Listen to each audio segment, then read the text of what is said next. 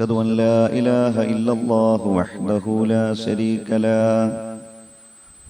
أشهد أن محمدا عبده ورسوله أرسله بالهدى ودين الحق ليظهره على الدين كله ولو كره المشركون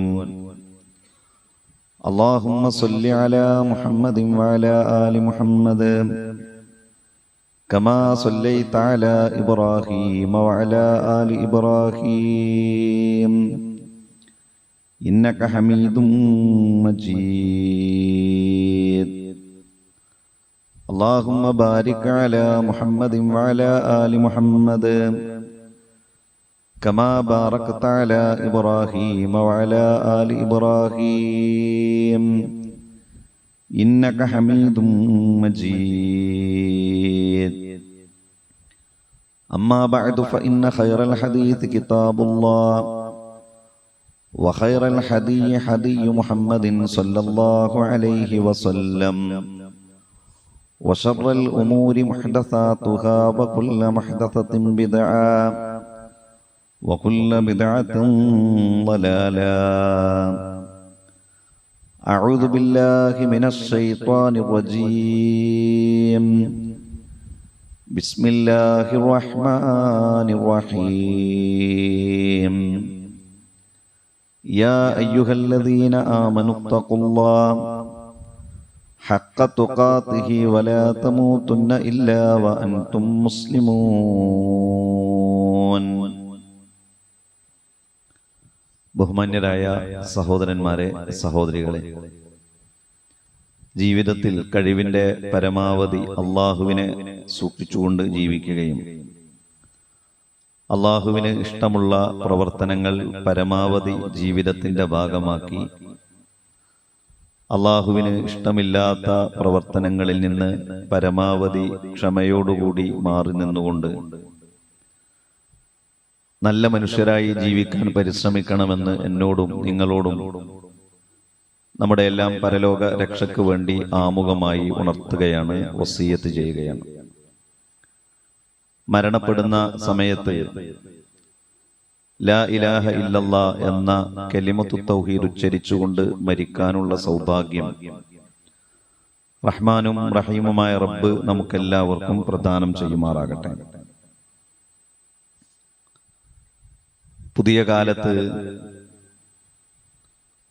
മനുഷ്യർ ഏറ്റവും കൂടുതൽ അനുഭവിക്കുന്ന ഒരു പ്രശ്നമാണ് ടെൻഷൻ എന്നത്. ഭൗതികമായ ഒരുപാട് ഗുണങ്ങൾ, ചുറ്റുപാടുകൾ, മേഖലകൾ എല്ലാം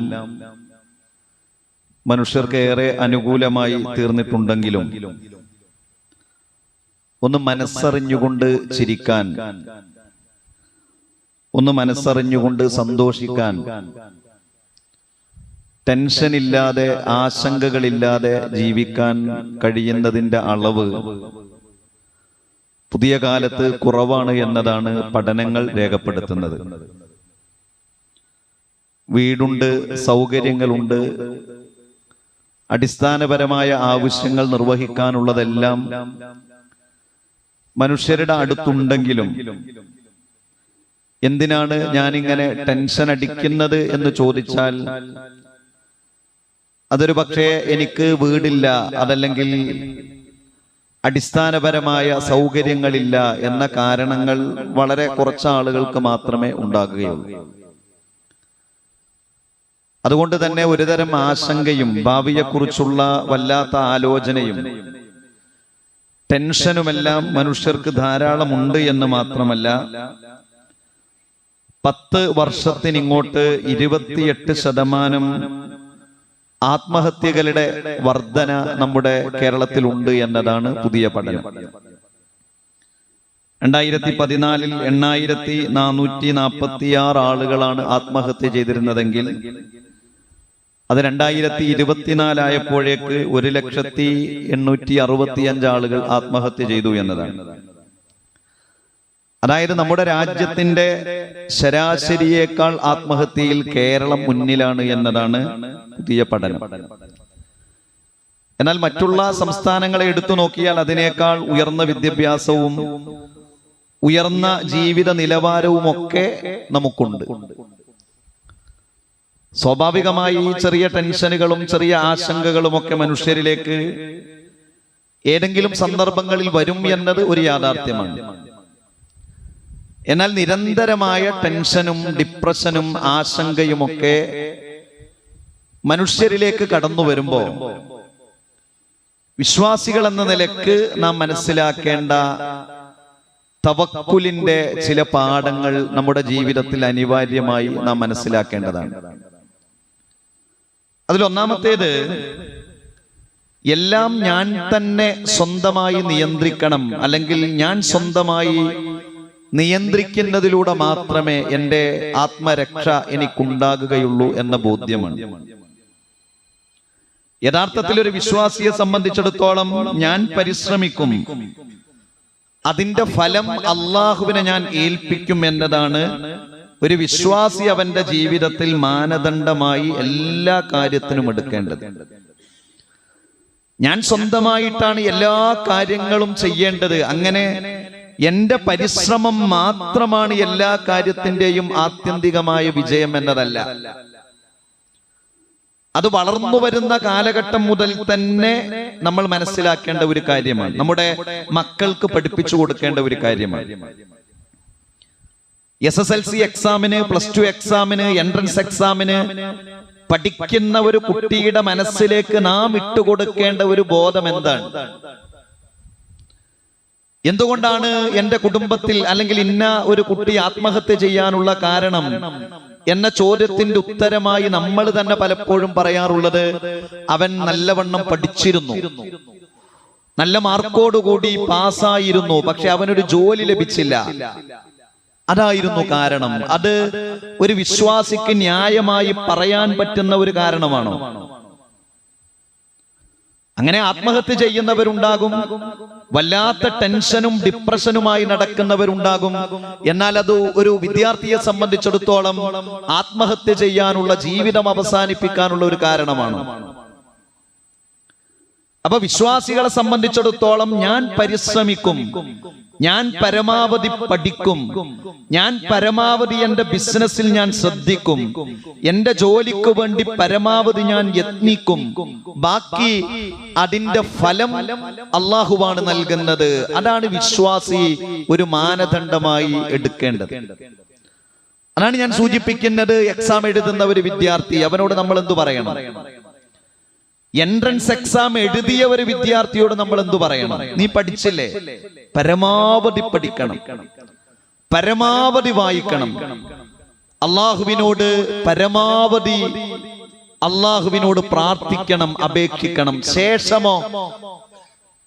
ശേഷം ഫലം നൽകുന്നത്, റിസൾട്ട് നൽകുന്നത്, വിജയം നൽകുന്നത് അള്ളാഹുവാണ്. ഖൈറാണെങ്കിൽ വിജയം നൽകും.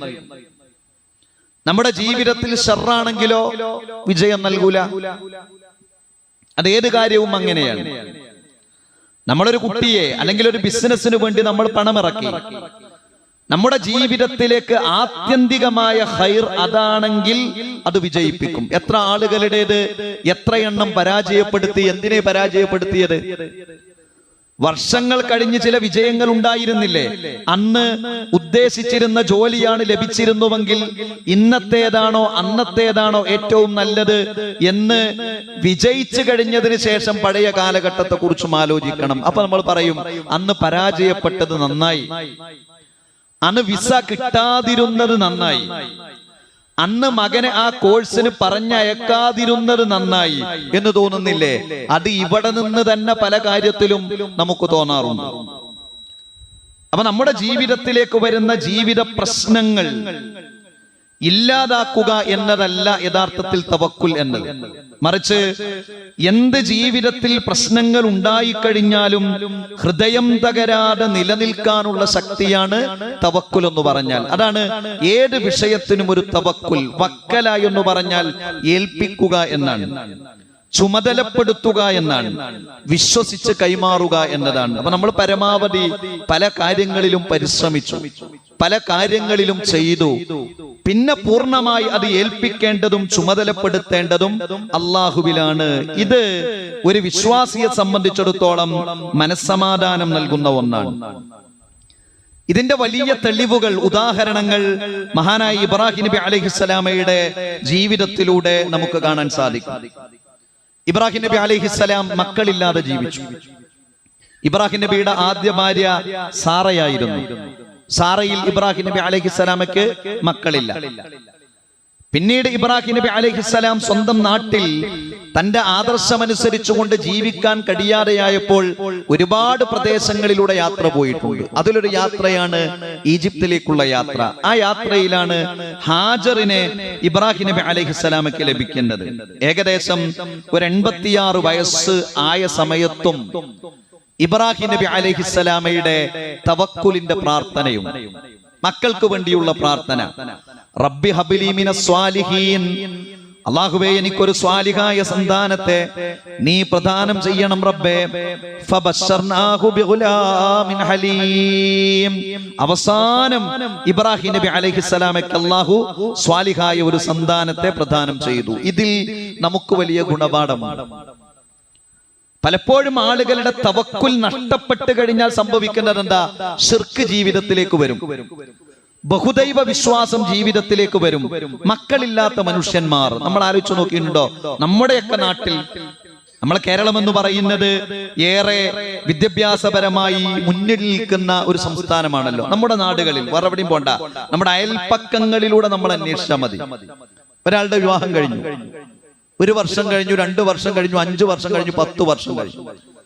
10 വർഷം കഴിഞ്ഞിട്ടും മക്കളില്ലാത്ത ദമ്പതിമാരോട് നിങ്ങൾ മക്കളുണ്ടാകാൻ വേണ്ടി നിങ്ങൾ അതിന്റെ ചികിത്സാവശ്യാർത്ഥം നിങ്ങൾ ഏതെല്ലാം സ്ഥലങ്ങളിലൂടെ പോയി എന്ന് ചോദിക്കുമ്പോ ഭൗതികമായ ശാസ്ത്രീയമായ ചികിത്സകൾക്കപ്പുറമുള്ള ജാറങ്ങളിലൂടെ, മഖ്ബറകളിലൂടെ, അതല്ലെങ്കിൽ ഇന്ന സ്ഥലത്ത് പോയാൽ ഒരു കുട്ടിയെ ലഭിക്കുമെന്ന് പറയുന്ന പ്രത്യേകം ചില പൗരോഹിത്യ കേന്ദ്രങ്ങളിലൂടെ പോകാത്ത എത്ര ആളുകൾ സമൂഹത്തിൽ ഉണ്ടാകും? എത്ര ആളുകൾക്ക് പിടിച്ചു നിൽക്കാൻ കഴിയും? ഇബ്രാഹിം നബി അലൈഹിസ്സലാമയുടെ ആദ്യ ഭാര്യയിൽ മക്കൾ ഉണ്ടാകുന്നില്ല. ഇസ്മായിൽ നബി അലൈഹിസ്സലാമയ്ക്ക് ശേഷമാണ് ആദ്യ ഭാര്യയിൽ മക്കൾ ഉണ്ടാകുന്നത്.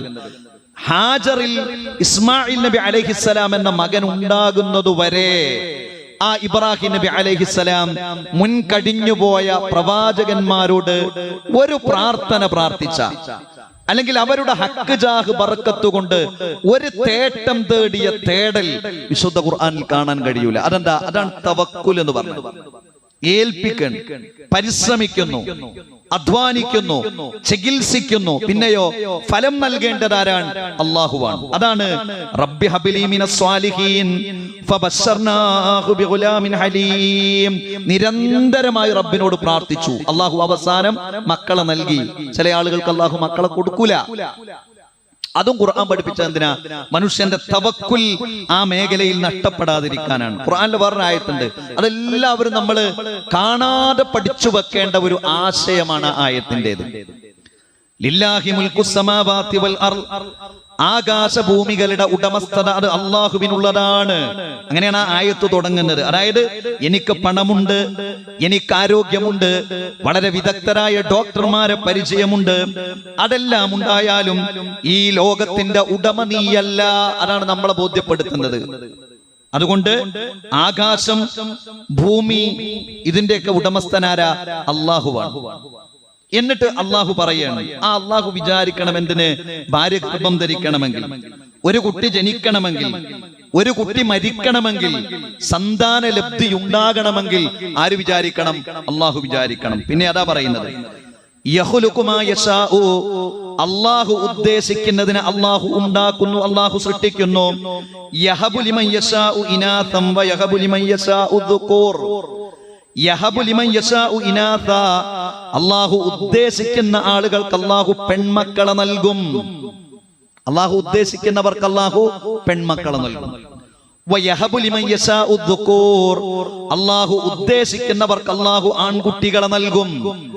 ഔ യുസവ്വിജുഹും ദുഖറാനം വ ഇനാഥ, അതല്ലെങ്കിൽ അള്ളാഹു ആൺകുട്ടികളെയും പെൺകുട്ടികളെയും ഇടകലർത്തി നൽകും. വയജ്അലു മൻ യശാഉ അഖീമാ, അല്ലാഹു ഉദ്ദേശിക്കുന്നവരെ അല്ലാഹു വന്ധ്യരാക്കും, മക്കളെ കൊടുക്കൂല. ഇന്നഹു അലീമുൻ ഖദീർ, കാരണം അല്ലാഹു എല്ലാം അറിയുന്നവനാണ്, എല്ലാ കാര്യങ്ങളെയും നിയന്ത്രിക്കുന്നവനുമാണ്. ഇതിൽ വലിയ ആശയമുണ്ടല്ലോ. ഇബ്രാഹിം നബിയുടെ തവക്കുൽ, മക്കൾക്ക് വേണ്ടി അള്ളാഹുവിനെ തവക്കുലാക്കി. ഓരോ സന്ദർഭങ്ങളിലും ഇബ്രാഹിം നബിയുടെ ജീവിതം അങ്ങനെയാണ്. ജനിച്ചു വളർന്ന നാട്, പിതാവെതിരായി, നാട്ടുകാരെതിരായി, പക്ഷെ തവക്കുലോടുകൂടി ഇബ്രാഹിം നബി അലൈഹിസ്സലാം ജീവിച്ചു.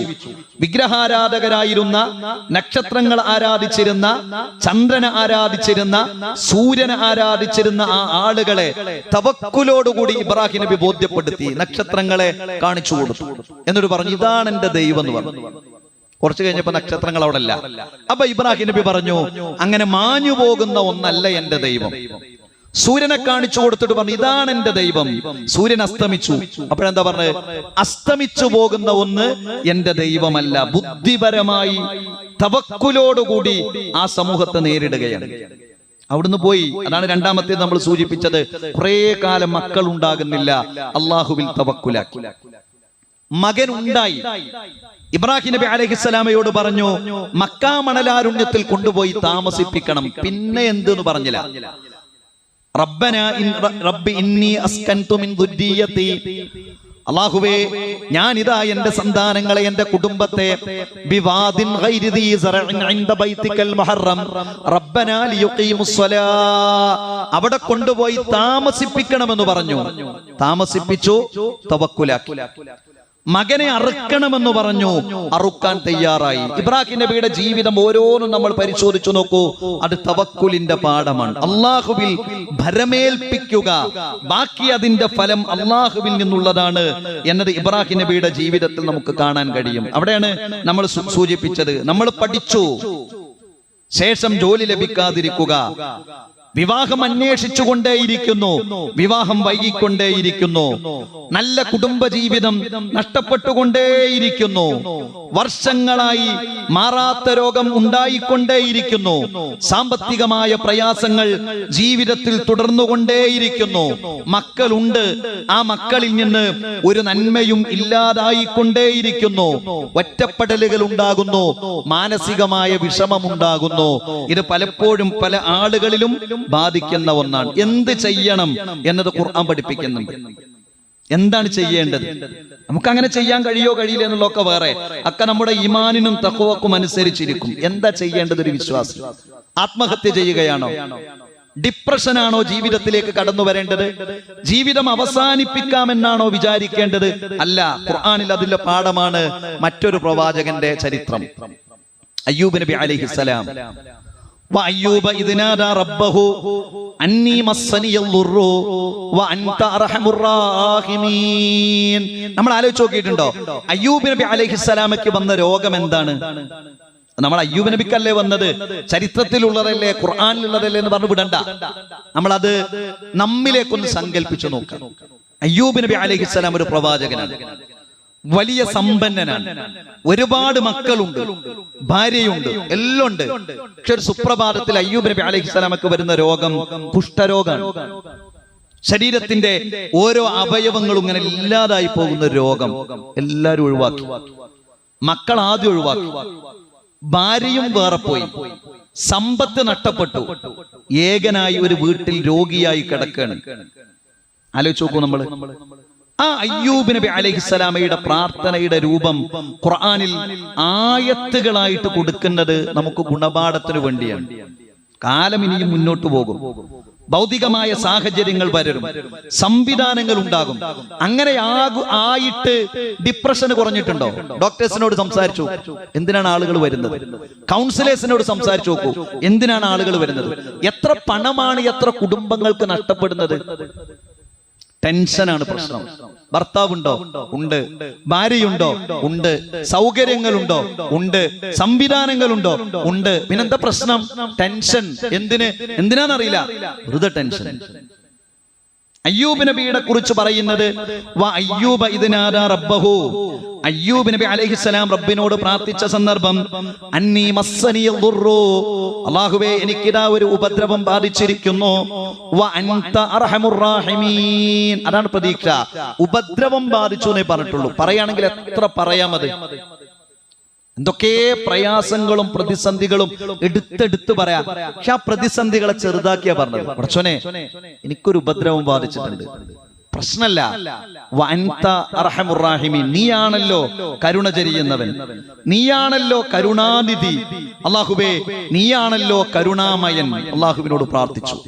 എന്നിട്ട് അതിന്റെ മറുപടി ഖുർആനിലെ അടുത്ത ആയത്ത്, ഫസ്തജബ്നാ ലഹു, അയ്യൂബിന് നാം ഉത്തരം നൽകി, ഫകശഫ്നാ മാ ബിഹി മിൻ ദുദ്ദിൻ, ആ ബാധിച്ച ഉപദ്രവത്തെ നാം നീക്കി കൊടുത്തു, വആതൈനാഹു അഹ്ലഹു വമിസ്ലഹും മഅഹും, അദ്ദേഹത്തിന് അദ്ദേഹത്തിന്റെ കുടുംബത്തെയും സമ്പത്തിനെയും പിന്നെയും അത്ര ഞാൻ നൽകി, റഹ്മത്തൻ മിൻ ഇൻദിനാ, അത് നമ്മിൽ നിന്നുള്ള കാരുണ്യമാണ്, വദിക്റാ ലിൽ ആബിദീൻ, മറ്റുള്ള ആളുകൾക്ക് അല്ലാഹുവിന്റെ അടിമകൾക്ക് ചിന്തിക്കാനുള്ള ഒരു വകയും ഇതിലുണ്ട് എന്നാണ് ഖുർആൻ പറയുന്നത്. അപ്പൊ ഓരോന്ന് നോക്കൂ നിങ്ങൾ. അയ്യൂബ് നബിയുടെ പ്രാർത്ഥനക്കുള്ള ഉത്തരം ഒന്ന്, ആ പ്രാർത്ഥന ഞാൻ കേട്ടു. അപ്പൊ എന്റെ പ്രശ്നങ്ങൾ ആരോടാ പറയേണ്ടത്? അള്ളാഹുവിനോട്. അള്ളാഹു എന്ത് ചെയ്യും? അത് കേൾക്കും. ഒന്നതാണ്, അള്ളാഹു അത് കേൾക്കും. രണ്ടോ, അത് നീക്കിക്കൊടുത്തു ആ ഉപദ്രവം.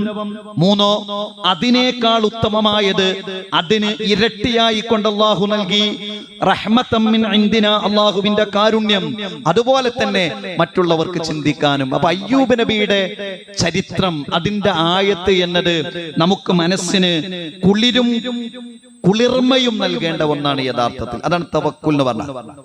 നമ്മുടെ ജീവിതത്തിൽ ഒരു പ്രശ്നം വരുമ്പോ, ഒരു പ്രതിസന്ധി വരുമ്പോ, എനിക്ക് ഏൽപ്പിക്കാൻ, എന്റെ പ്രശ്നങ്ങൾ പറയാൻ എന്റെ റബ്ബുണ്ട് എന്ന ബോധം ഒരു വിശ്വാസിക്ക് സ്ഥൈര്യവും ധൈര്യവും നൽകുന്ന ഒന്നാണ്.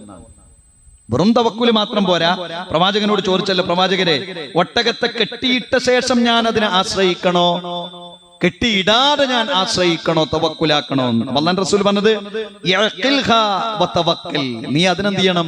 കെട്ടിയിടണം, എന്നിട്ട് നീ അള്ളാഹുവിൽ തവക്കുലാക്കണം. അപ്പൊ നമ്മൾ പരിശ്രമിക്കണം. നമ്മുടെ ഭാഗത്ത് അതേ ഉള്ളൂ. നല്ലവണ്ണം ഒരാൾ പരിശ്രമിച്ചു, അയാൾക്ക് ജോലി കിട്ടിയില്ല. ഒരാളുടെ വിവാഹം കഴിഞ്ഞു, മക്കൾ ഉണ്ടായില്ല.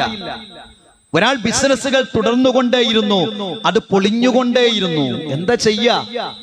ചിലതിന് അല്ലാഹു ഈ ദുനിയാവിൽ നിന്ന് ഉത്തരം നൽകും, ചിലത് അല്ലാഹു ഉത്തരം നൽകില്ല. അപ്പൊ നിരാശപ്പെടാതെ ജീവിക്കുവാനുള്ള വകുപ്പ് ഇസ്ലാം പഠിപ്പിക്കുന്നുണ്ട്. അതാണ് അല്ലാഹുവിൽ തവക്കുലാക്കാൻ പറഞ്ഞത്.